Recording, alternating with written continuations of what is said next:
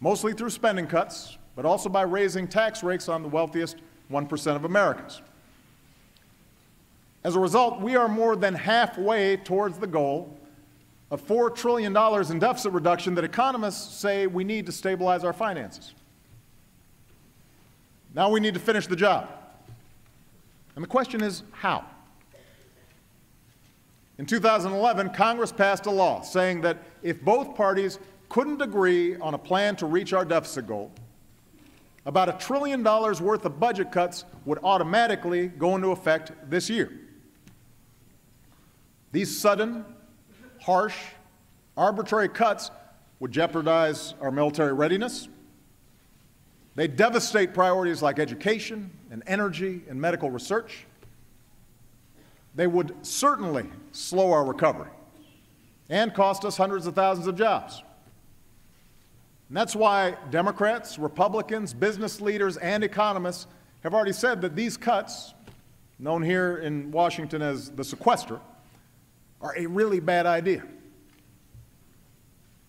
Now, some in Congress have proposed preventing only the defense cuts by making even bigger cuts to things like education and job training, Medicare, and Social Security benefits. That idea is even worse.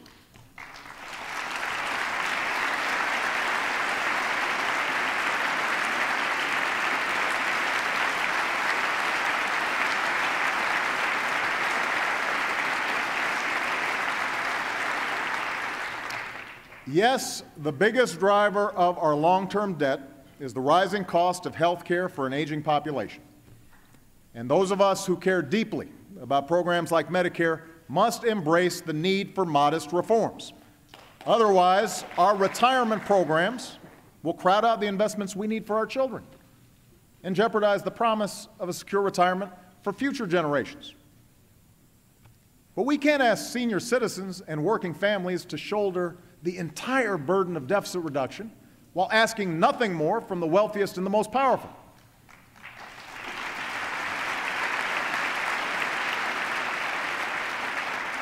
We won't grow the middle class simply by shifting the cost of health care or college onto families that are already struggling, or by forcing communities to lay off more teachers and more cops and more firefighters. Most Americans, Democrats, Republicans, and independents, understand that we can't just cut our way to prosperity. They know that broad-based economic growth requires a balanced approach to deficit reduction, with spending cuts and revenue, and with everybody doing their fair share. And that's the approach I offer tonight. On Medicare, I'm prepared to enact reforms that will achieve the same amount of health care savings by the beginning of the next decade as the reforms proposed by the bipartisan Simpson-Bowles Commission. Already, the Affordable Care Act is helping to slow the growth of health care costs. And the reforms I'm proposing go even further. We'll reduce taxpayer subsidies to prescription drug companies and ask more from the wealthiest seniors. We'll bring down costs by changing the way our government pays for Medicare, because our medical bills shouldn't be based on the number of tests ordered or days spent in the hospital. They should be based on the quality of care that our seniors receive.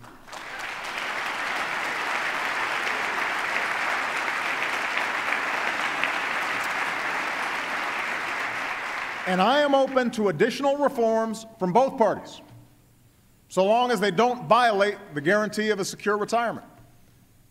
Our government shouldn't make promises we cannot keep, but we must keep the promises we've already made.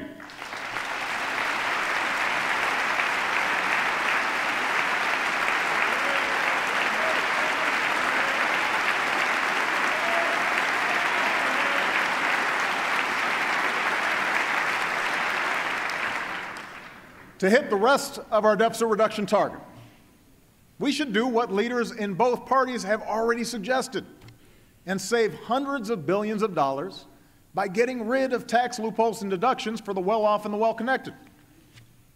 After all, why would we choose to make deeper cuts to education and Medicare just to protect special interest tax breaks? How is that fair? Why is it that deficit reduction is a big emergency, justifying making cuts in Social Security benefits but not closing some loopholes? How does that promote growth? Now is our best chance for bipartisan, comprehensive tax reform that encourages job creation and helps bring down the deficit.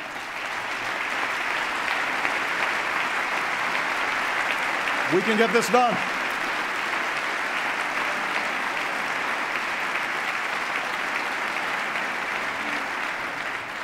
The American people deserve a tax code that helps small businesses spend less time filling out complicated forms and more time expanding and hiring. A tax code that ensures billionaires with high-powered accountants can't work the system and pay a lower rate than their hard-working secretaries.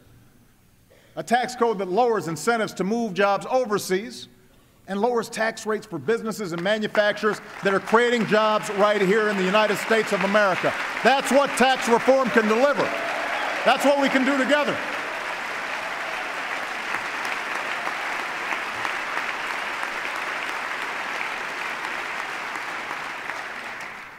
I realize that tax reform and entitlement reform will not be easy. The politics will be hard for both sides. None of us will get 100% of what we want. But the alternative will cost us jobs, hurt our economy, visit hardship on millions of hard-working Americans. So let's set party interests aside and work to pass a budget that replaces reckless cuts with smart savings and wise investments in our future. And let's do it without the brinksmanship that stresses consumers and scares off investors. The greatest nation on earth cannot keep conducting its business by drifting from one manufactured crisis to the next. We can't do it.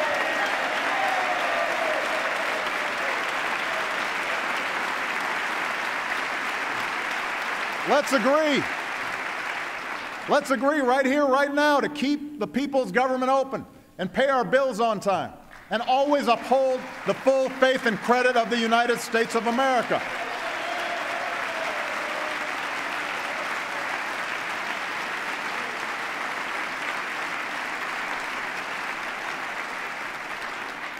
The American people have worked too hard for too long, rebuilding from one crisis to see their elected officials cause another. Now, most of us agree that a plan to reduce the deficit must be part of our agenda. But let's be clear. Deficit reduction alone is not an economic plan.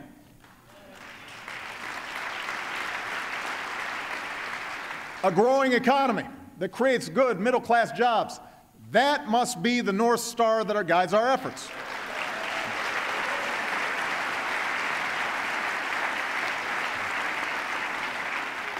Every day, we should ask ourselves three questions as a nation. How do we attract more jobs to our shores? How do we equip our people with the skills they need to get those jobs? And how do we make sure that hard work leads to a decent living? Now, a year and a half ago, I put forward an American Jobs Act that independent economists said would create more than 1 million new jobs. And I thank the last Congress for passing some of that agenda. I urge this Congress to pass the rest. But tonight I'll lay out additional proposals that are fully paid for and fully consistent with the budget framework both parties agreed to just 18 months ago. Let me repeat.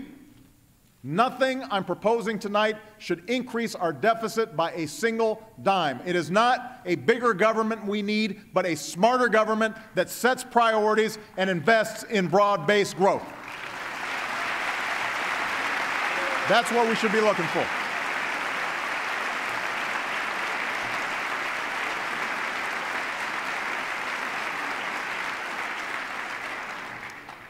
Our first priority is making America a magnet for new jobs in manufacturing. After shedding jobs for more than 10 years, our manufacturers have added about 500,000 jobs over the past 3. Caterpillar, is bringing jobs back from Japan. Ford is bringing jobs back from Mexico. And this year, Apple will start making Macs in America again.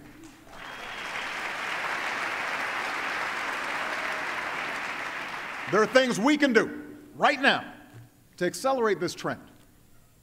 Last year, we created our first Manufacturing Innovation Institute in Youngstown, Ohio. A once shuttered warehouse is now a state-of-the-art lab where new workers are mastering the 3D printing that has the potential to revolutionize the way we make almost everything. There's no reason this can't happen in other towns. So tonight, I'm announcing the launch of 3 more of these manufacturing hubs, where businesses will partner with the Department of Defense and Energy to turn regions left behind by globalization into global centers of high-tech jobs. And I ask this Congress to help create a network of 15 of these hubs and guarantee that the next revolution in manufacturing is made right here in America. We can get that done.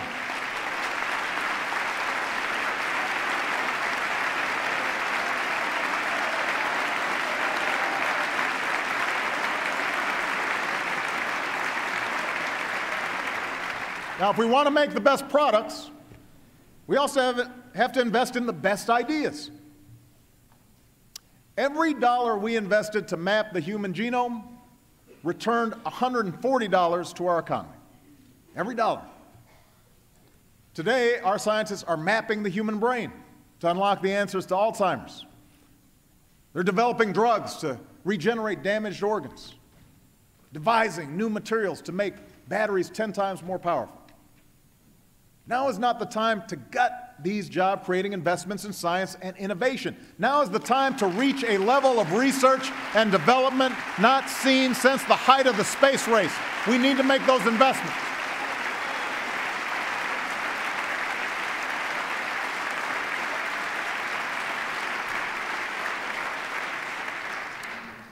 Today, no area holds more promise than our investments in American energy. After years of talking about it, we're finally poised to control our own energy future. We produce more oil at home than we have in 15 years. We have doubled the distance our cars will go on a gallon of gas and the amount of renewable energy we generate from sources like wind and solar, with tens of thousands of good American jobs to show for it. We produce more natural gas than ever before, and nearly everyone's energy bill is lower because of it. And over the last 4 years, our emissions of the dangerous carbon pollution that threatens our planet have actually fallen. But for the sake of our children and our future, we must do more to combat climate change.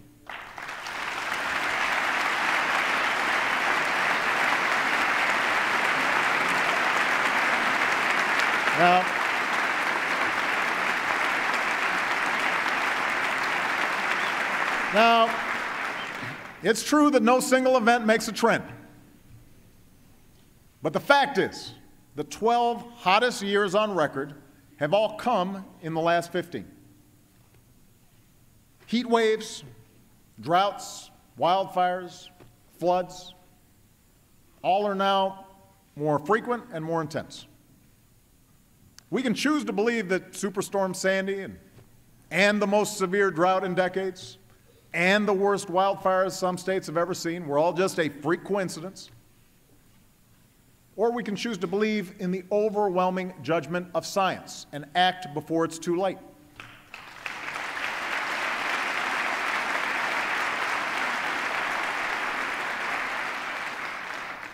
Now, the good news is we can make meaningful progress on this issue while driving strong economic growth.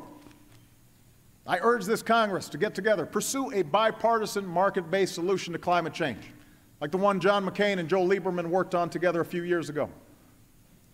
But if Congress won't act soon to protect future generations, I will. I will direct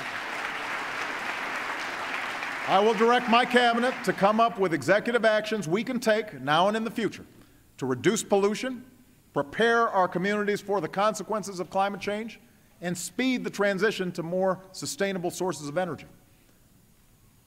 And 4 years ago, other countries dominated the clean energy market and the jobs that came with it. And we've begun to change that. Last year, wind energy added nearly half of all new power capacity in America. So let's generate even more. Solar energy gets cheaper by the year. Let's drive down costs even further. As long as countries like China keep going all in on clean energy, so must we. Now, in the meantime, the natural gas boom has led to cleaner power and greater energy independence. We need to encourage that. And that's why my administration will keep cutting red tape and speeding up new oil and gas permits. That's got to be part of an all-of-the-above plan. But I also want to work with this Congress to encourage the research and technology that helps natural gas burn even cleaner and protects our air and our water. In fact, much of our newfound energy is drawn from lands and waters that we, the public, own together. So tonight I propose we use some of our oil and gas revenues to fund an energy security trust that will drive new research and technology to shift our cars and trucks off oil for good. If a nonpartisan coalition of CEOs and retired generals and admirals can get behind this idea, then so can we. Let's take their advice and free our families and businesses from the painful spikes in gas prices we put up with for far too long. I'm also issuing a new goal for America. Let's cut in half the energy wasted by our homes and businesses over the next 20 years.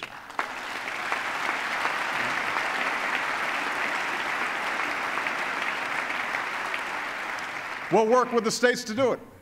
Those states with the best ideas to create jobs and lower energy bills by constructing more efficient buildings will receive federal support to help make that happen.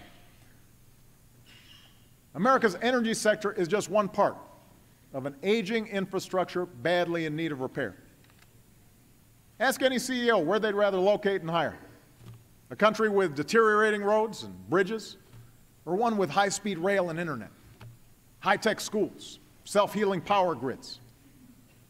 The CEO of Siemens America, a company that brought hundreds of new jobs to North Carolina, said that if we upgrade our infrastructure, they'll bring even more jobs.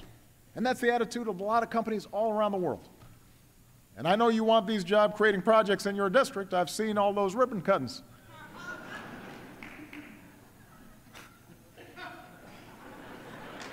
So, tonight, I propose a Fix-It-First program to put people to work as soon as possible on our most urgent repairs, like the nearly 70,000 structurally deficient bridges across the country.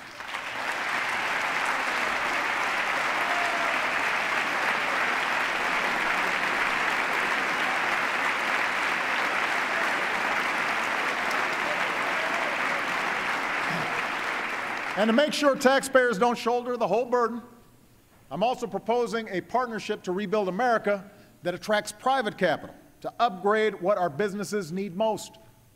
Modern ports to move our goods, modern pipelines to withstand a storm, modern schools worthy of our children.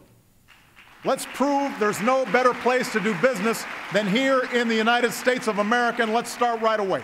We can get this done. And part of our rebuilding effort must also involve our housing sector. The good news is our housing market is finally healing from the collapse of 2007. Home prices are rising at the fastest pace in 6 years. Home purchases are up nearly 50%, and construction is expanding again. But even with mortgage rates near a 50-year low, too many families with solid credit who want to buy a home are being rejected. Too many families who never missed a payment and want to refinance are being told no. That's holding our entire economy back. We need to fix it. Right now, there's a bill in this Congress that would give every responsible homeowner in America the chance to save $3,000 a year by refinancing at today's rates. Democrats and Republicans have supported it before. So what are we waiting for? Take a vote and send me that bill.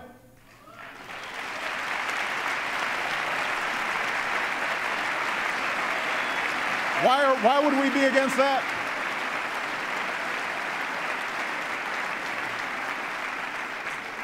Why would that be a partisan issue?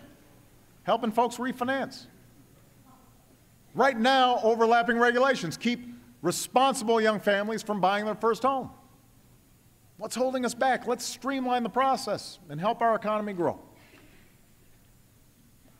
Now, these initiatives in manufacturing, energy, infrastructure, housing, all these things will help entrepreneurs and small business owners expand and create new jobs.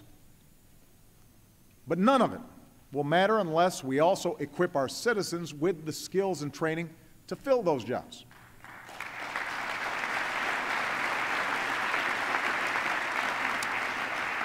And that has to start at the earliest possible age. You know, study after study shows that the sooner a child begins learning, the better he or she does down the road. But today, fewer than 3 in 10 4-year-olds are enrolled in a high-quality preschool program. Most middle-class parents can't afford a few $100 a week for a private preschool. And for poor kids who need help the most, this lack of access to preschool education can shadow them for the rest of their lives.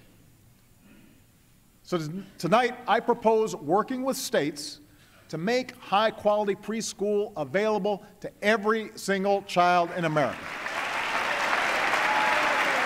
That's something we should be able to do.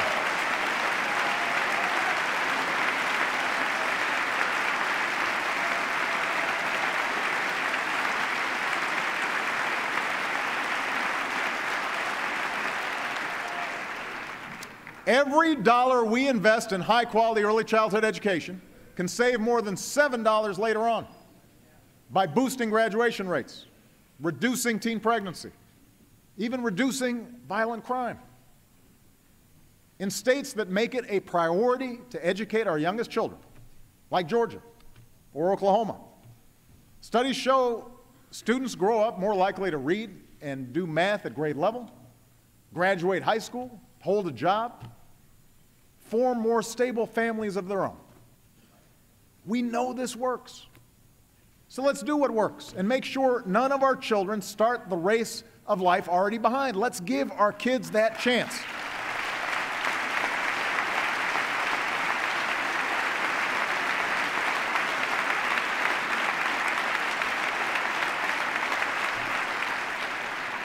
Let's also make sure that a high school diploma puts our kids on a path to a good job. Right now, countries like Germany focus on graduating their high school students with the equivalent of a technical degree from one of our community colleges. So those German kids, they're ready for a job when they graduate high school. They've been trained for the jobs that are there. Now at schools like P-Tech in Brooklyn, a collaboration between New York Public Schools and City University of New York and IBM, students will graduate with a high school diploma and an associate's degree in computers or engineering. We need to give every American student opportunities like this. And 4 years ago,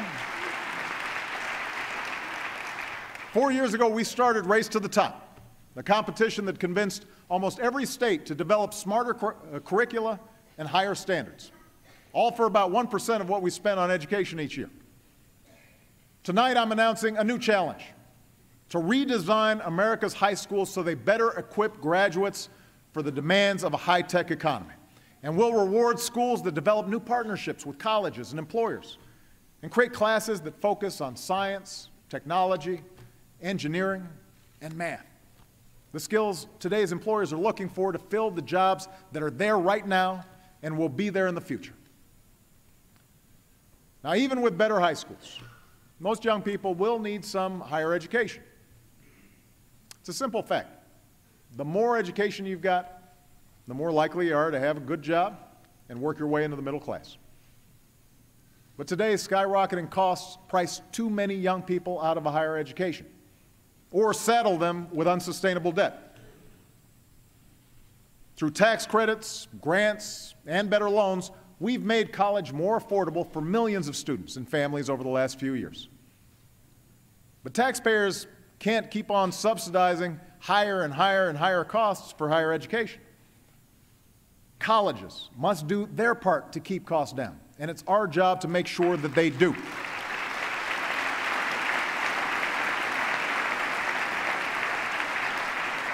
So tonight, I ask Congress to change the Higher Education Act so that affordability and value are included in determining which colleges receive certain types of federal aid.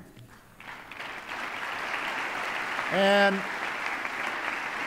tomorrow, my administration will release a new college scorecard that parents and students can use to compare schools based on a simple criteria: where you can get the most bang for your educational buck. Now, to grow our middle class, our citizens have to have access to the education and training that today's jobs require.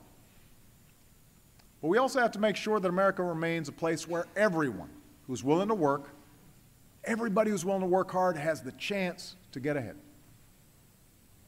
Our economy is stronger when we harness the talents and ingenuity of striving, hopeful immigrants. And right now, leaders from the business, labor, law enforcement, faith communities, they all agree that the time has come to pass comprehensive immigration reform. Now's the time to do it. Now's the time to get it done. Now's the time to get it done.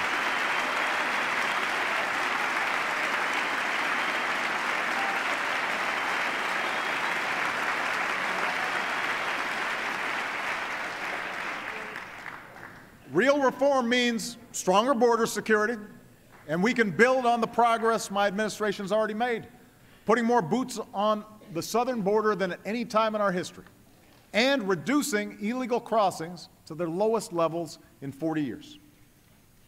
Real reform means establishing a responsible pathway to earn citizenship, a path that includes passing a background check, paying taxes and a meaningful penalty, learning English, and going to the back of the line behind the folks trying to come here legally.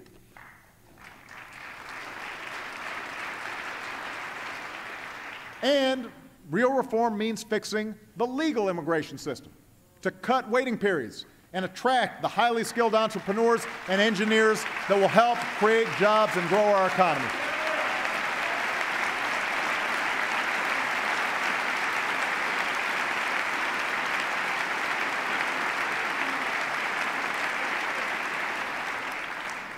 In other words, we know what needs to be done. And as we speak, bipartisan groups in both chambers are working diligently to draft a bill, and I applaud their efforts. So let's get this done. Send me a comprehensive immigration reform bill in the next few months, and I will sign it right away, and America will be better for it. Let's get it done. Let's get it done.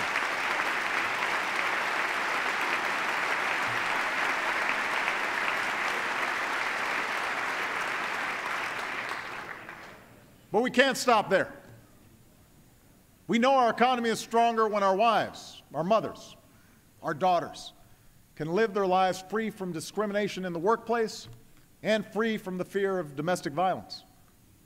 Today, the Senate passed the Violence Against Women's Act that Joe Biden originally wrote almost 20 years ago, and I now urge the House to do the same. Good job, Joe.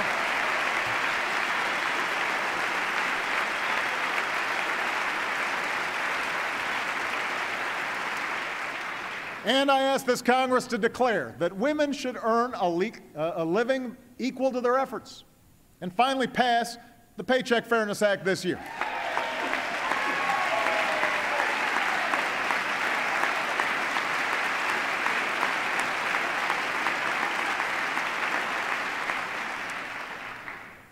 We know our economy is stronger when we reward an honest day's work with honest wages. But today, a full-time worker making the minimum wage earns $14,500 a year, even with the tax relief we put in place. A family with 2 kids that earns the minimum wage still lives below the poverty line. That's wrong. That's why, since the last time this Congress raised the minimum wage, 19 states have chosen to bump theirs even higher. Tonight, let's declare that in the wealthiest nation on earth, no one who works full-time should have to live in poverty, and raise the federal minimum wage to $9 an hour. We should be able to get that done.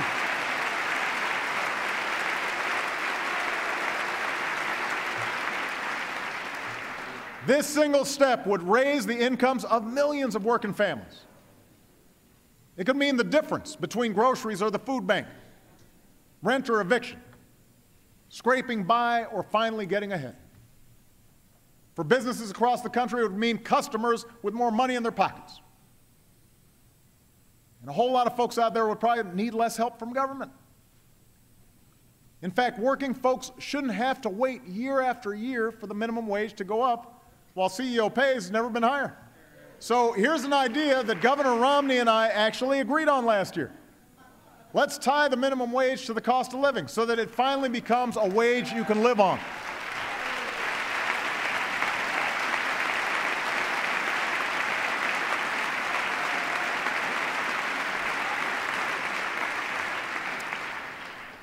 Tonight, let's also recognize that there are communities in this country where, no matter how hard you work, it is virtually impossible to get ahead. Factory towns decimated from years of plants packing up, inescapable pockets of poverty, urban and rural, where young adults are still fighting for their first job. America is not a place where the chance of birth or circumstance should decide our destiny. And that's why we need to build new ladders of opportunity into the middle class for all who are willing to climb them. Let's offer incentives to companies that hire Americans who've got what it takes to fill that job opening but have been out of work so long that no one will give them a chance anymore. Let's put people back to work rebuilding vacant homes in rundown neighborhoods. And this year, my administration will begin to partner with 20 of the hardest hit towns in America to get these communities back on their feet. Now, we'll work with local leaders to target resources at public safety and education and housing. We'll give new tax credits to businesses that hire and invest. And we'll work to strengthen families by removing the financial deterrents to marriage for low-income couples and do more to encourage fatherhood. Because what makes you a man isn't the ability to conceive a child, it's having the courage to raise one. And we want to encourage that. We want to help that.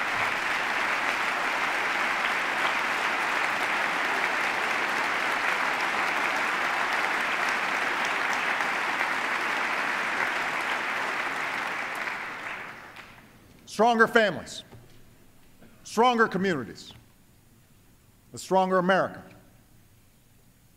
It is this kind of prosperity, broad, shared, built on a thriving middle class, that has always been the source of our progress at home.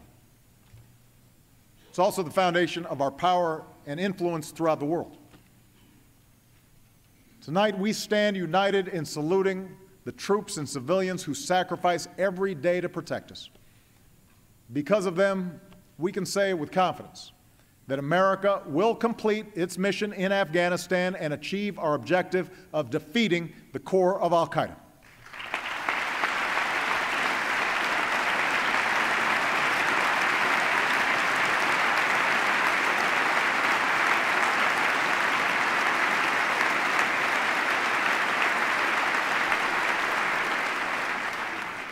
Already, we have brought home 33,000 of our brave servicemen and women. This spring, our forces will move into a support role, while Afghan security forces take the lead. Tonight, I can announce that over the next year, another 34,000 American troops will come home from Afghanistan. This drawdown will continue, and by the end of next year, our war in Afghanistan will be over.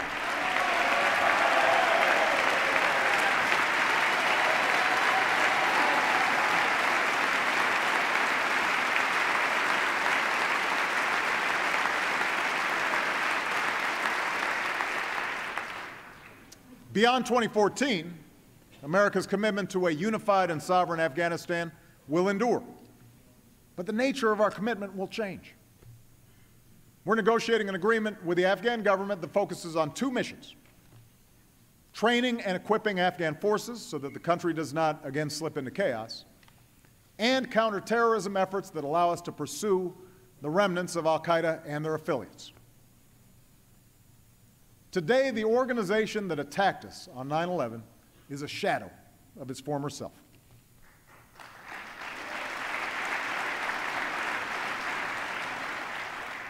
It's true, different al-Qaeda affiliates and extremist groups have emerged from the Arabian Peninsula to Africa. The threat these groups pose is evolving. But to meet this threat, we don't need to send tens of thousands of our sons and daughters abroad or occupy other nations. Instead, we'll need to help countries like Yemen, Libya, and Somalia provide for their own security and help allies who take the fight to terrorists, as we have in Mali. And where necessary, through a range of capabilities, we will continue to take direct action against those terrorists who pose the gravest threat to Americans. Now, as we do, we must enlist our values in the fight. That's why my administration has worked tirelessly to forge a durable legal and policy framework to guide our counterterrorism efforts. Throughout, we have kept Congress fully informed of our efforts. And I recognize that in our democracy, no one should just take my word for it that we're doing things the right way. So in the months ahead, I will continue to engage Congress to ensure not only that our targeting, detention, and prosecution of terrorists remains consistent with our laws and system of checks and balances, but that our efforts are even more transparent to the American people and to the world. Of course, our challenges don't end with al-Qaeda. America will continue to lead the effort to prevent the spread of the world's most dangerous weapons. The regime in North Korea must know they will only achieve security and prosperity by meeting their international obligations. Provocations of the sort we saw last night will only further isolate them as we stand by our allies, strengthen our own missile defense, and lead the world in taking firm action in response to these threats. Likewise, the leaders of Iran must recognize that now's the time for a diplomatic solution because a coalition stands united in demanding that they meet their obligations, and we will do what is necessary to prevent them from getting a nuclear weapon.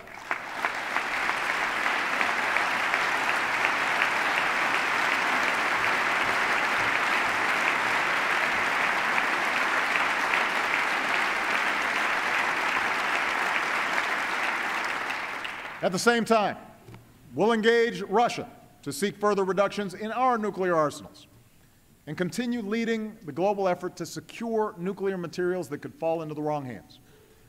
Because our ability to influence others depends on our willingness to lead and meet our obligations. America must also face the rapidly growing threat from cyber attacks. Now, we know hackers steal people's identities and infiltrate private emails. We know foreign countries and companies swipe our corporate secrets. Now our enemies are also seeking the ability to sabotage our power grid, our financial institutions, our air traffic control systems. We cannot look back years from now and wonder why we did nothing in the face of real threats to our security and our economy. And that's why earlier today, I signed a new executive order that will strengthen our cyber defenses by increasing information sharing and developing standards to protect our national security, our jobs, and our privacy.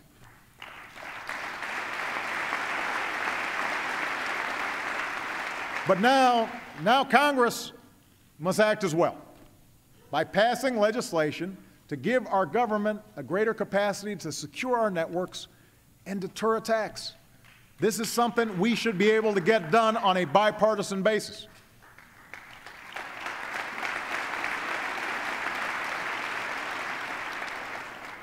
Now, even as we protect our people, we should remember that today's world presents not just dangers, not just threats, it presents opportunities. To boost American exports, support American jobs, and level the playing field in the growing markets of Asia, we intend to complete negotiations on a Trans-Pacific partnership. And tonight I'm announcing that we will launch talks on a comprehensive transatlantic trade and investment partnership with the European Union, because trade that is fair and free across the Atlantic supports millions of good-paying American jobs.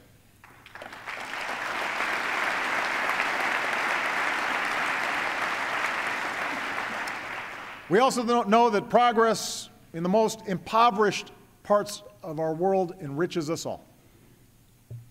Not only because it creates new markets, more stable order in certain regions of the world, but also because it's the right thing to do. You know, in many places, people live on little more than $1 a day. So the United States will join with our allies to eradicate such extreme poverty in the next 2 decades by connecting more people to the global economy, by empowering women, by giving our young and brightest minds new opportunities to serve, and helping communities to feed, empower, and educate themselves, by saving the world's children from preventable deaths, and by realizing the promise of an AIDS-free generation, which is within our reach.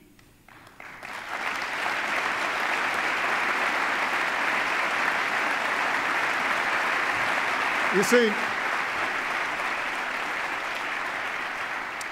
see, America must remain a beacon to all who seek freedom during this period of historic change.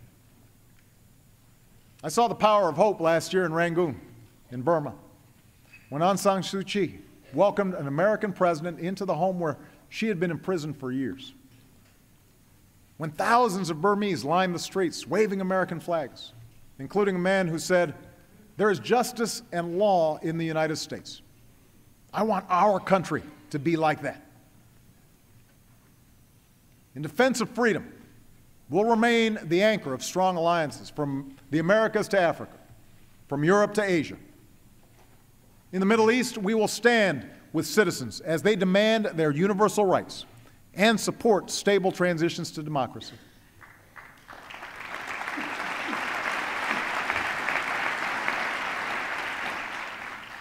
We know the process will be messy, and we cannot presume to dictate the course of change in countries like Egypt, but we can and will insist on respect for the fundamental rights of all people.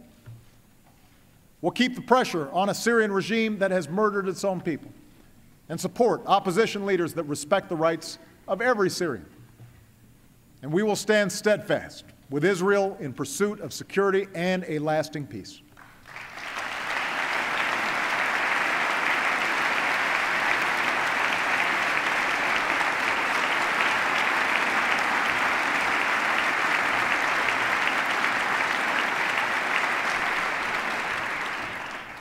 These are the messages I'll deliver when I travel to the Middle East next month.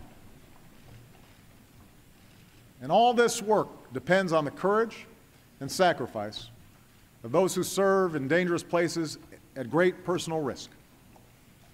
Our diplomats, our intelligence officers, and the men and women of the United States Armed Forces. As long as I'm Commander-in-Chief, we will do whatever we must to protect those who serve their country abroad, and we will maintain the best military the world has ever known.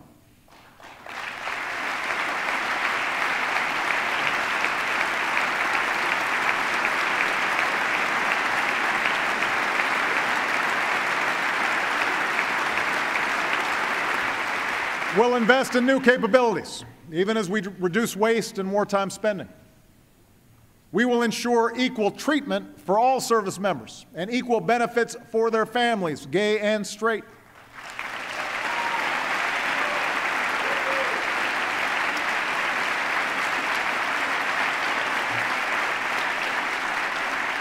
We will draw upon the courage and skills of our sisters and daughters and moms because women have proven under fire that they are ready for combat. We will keep faith with our veterans, investing in world-class care, including mental health care, for our wounded warriors.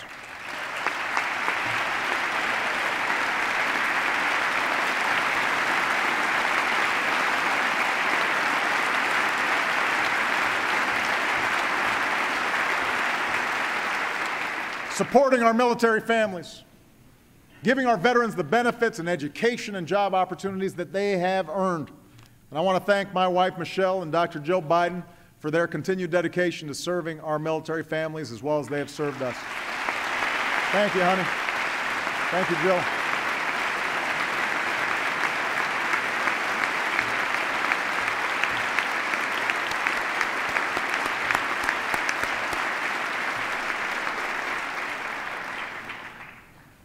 Defending our freedom, though, is not just the job of our military alone.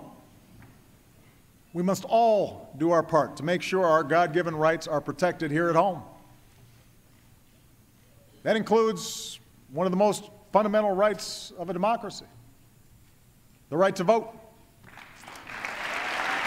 Now,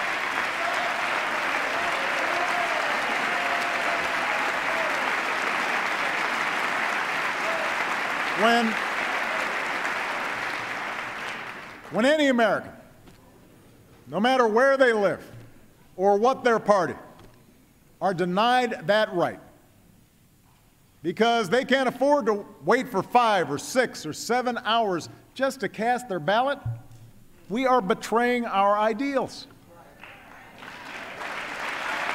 So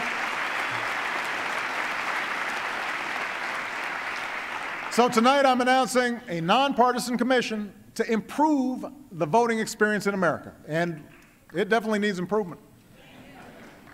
I'm asking 2 longtime experts in the field who, by the way, recently served as the top attorneys for my campaign and for Governor Romney's campaign, to lead it. We can fix this, and we will. The American people demand it, and so does our democracy.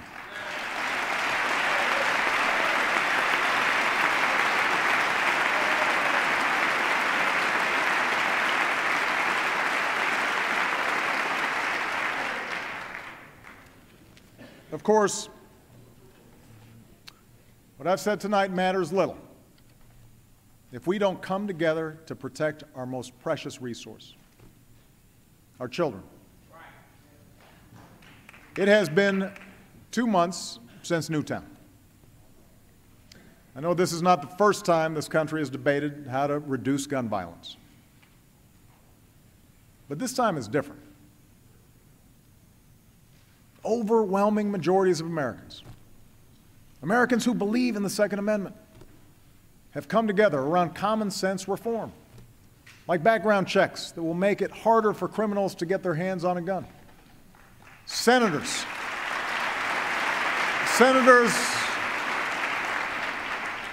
of both parties are working together on tough new laws to prevent anyone from buying guns for resale to criminals. Police chiefs are asking our help to get weapons of war and massive ammunition magazines off our streets because these police chiefs, they're tired of seeing their guys and gals being outgunned. Each of these proposals deserves a vote in Congress.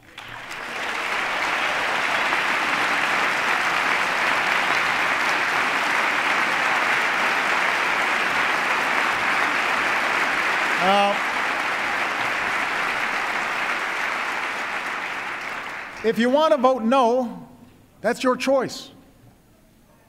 But these proposals deserve a vote. Because in the 2 months since Newtown, more than 1,000 birthdays, graduations, anniversaries have been stolen from our lives by a bullet from a gun. More than 1,000.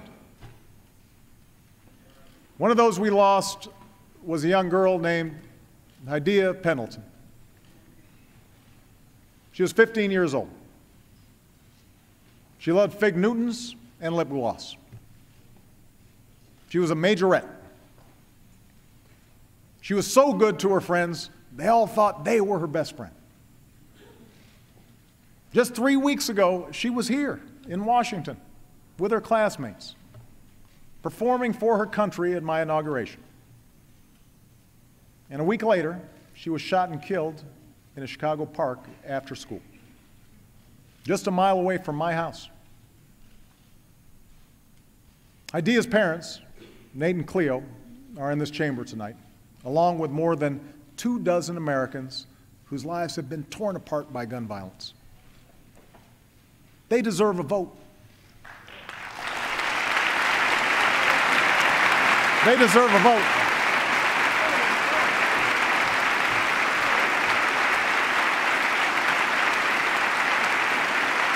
They deserve a vote.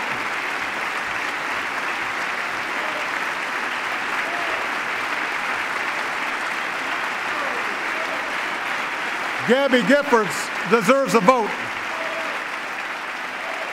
The families of Newtown deserve a vote.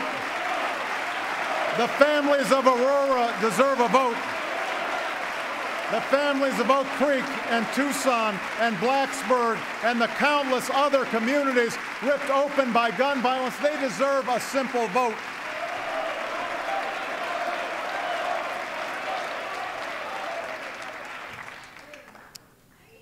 They deserve a simple vote.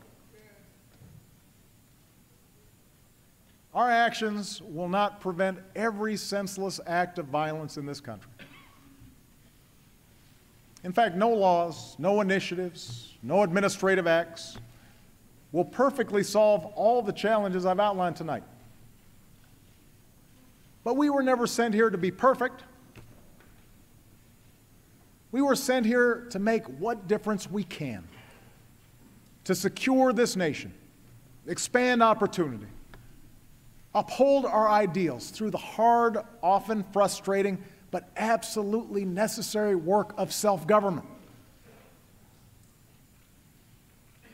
We were sent here to look out for our fellow Americans, the same way they look out for one another, every single day, usually without fanfare, all across this country.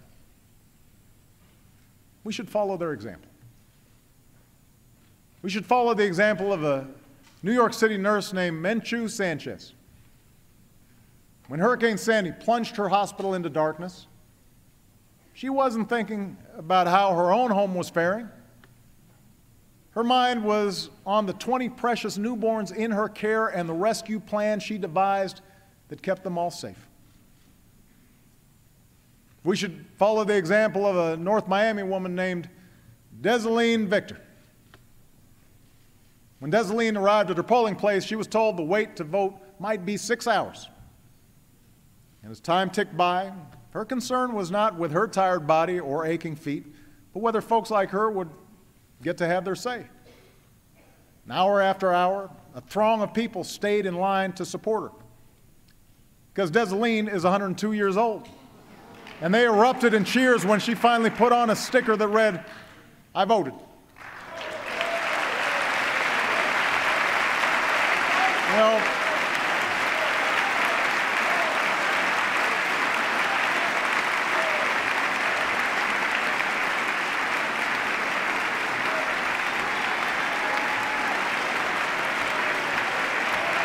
there's Desaline.